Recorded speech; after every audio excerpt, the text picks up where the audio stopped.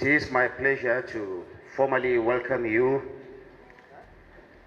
and the two honorable ministers here, the Honorable Minister of Industry, Trade and Investment, Dr. Jumoke Oduwale, the Honorable Minister of State, my brother, Senator John Owa Eno, along with all the heads of agencies and the permanent secretaries. Today marks an important opportunity for the honorable ministers to brief Nigerians on the successes and milestones achieved under their leadership. This session provides a multimedia platform for open engagement, allowing the public to gain first-hand insight into the policies, programs, and reforms driving the ministry's mandate. As I have previously stated, every minister will have the opportunity to engage with the media during these ministerial press briefing sessions. This initiative is designed by the Federal Ministry of Information and National Orientation to keep Nigerians informed about the government's activities to ensure that citizens remain active participants in the nation's governance and development.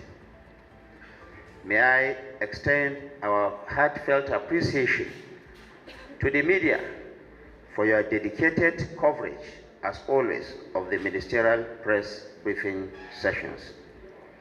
Your commitment to informing and enlightening Nigerians about the policies, programs, and achievements of this administration is invaluable.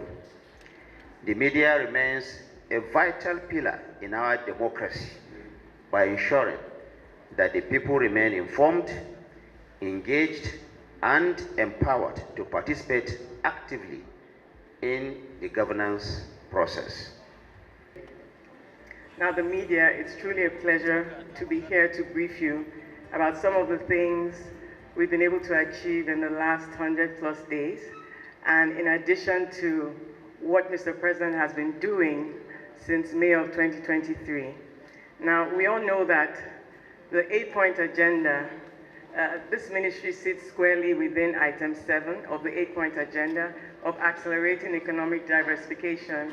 And we partner and collaborate with a number of other ministries because we're enablers.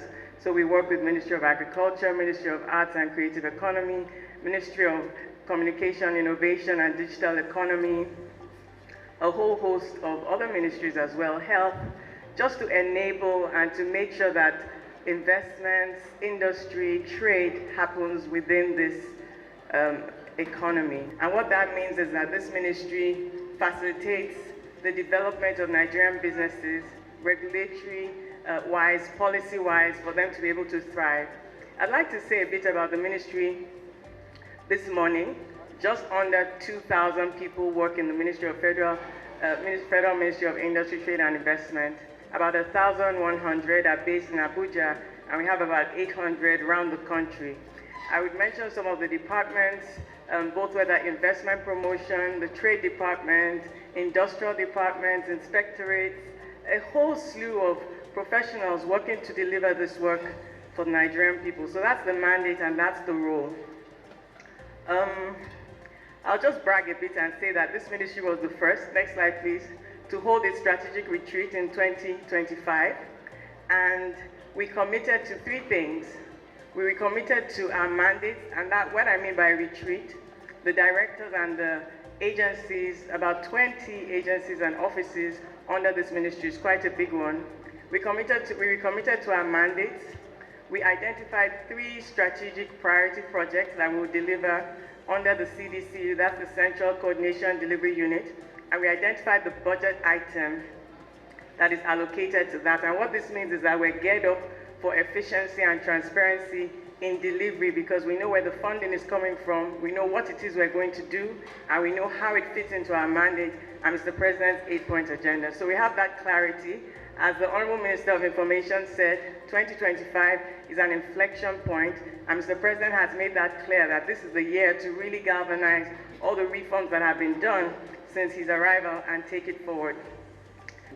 At the beginning of this engagement, the minister had talked about, the beginning of a nationwide industrial push, which has already taken me to one zone in the country. And among the industries visited so far, there is a common trend that I already find, and that has to do with the struggle of our local manufacturers, against unfair competition by those who keep smuggling goods that are produced in climes that the producers themselves benefit from a lot of incentives, unfair competition by goods that are smuggled, most of them substandard.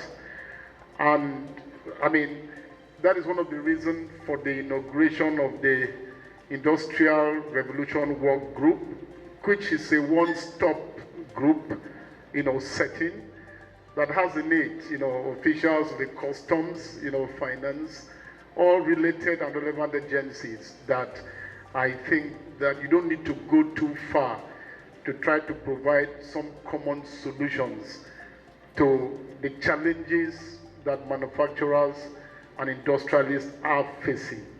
And now, in terms of the concerns of manufacturers and industry players on a number of these issues, and then what the government has done to try to support manufacturers. Let me just call attention to the fact that early in the life of this administration, Mr. President provided a 200 billion naira intervention that was meant for 50 billion of that was meant for nano businesses as grants, and then 75 billion for MSMEs, and another 75 billion for manufacturers. I think that that provision, that intervention, is still being managed by the Bank of Industry. Let me also say that, one of the things that government and the ministry is currently looking at and pursuing is on how to get our manufacturers to benefit from an appropriate, pricing of gas. I think that this is likely going to be the game changer, that our manufacturers and our industrialists are also able to purchase gas the same way that it's done, in mostly, some other sectors of our economy. And I think that when this happens, a lot of the matters about cost are going to be brought down.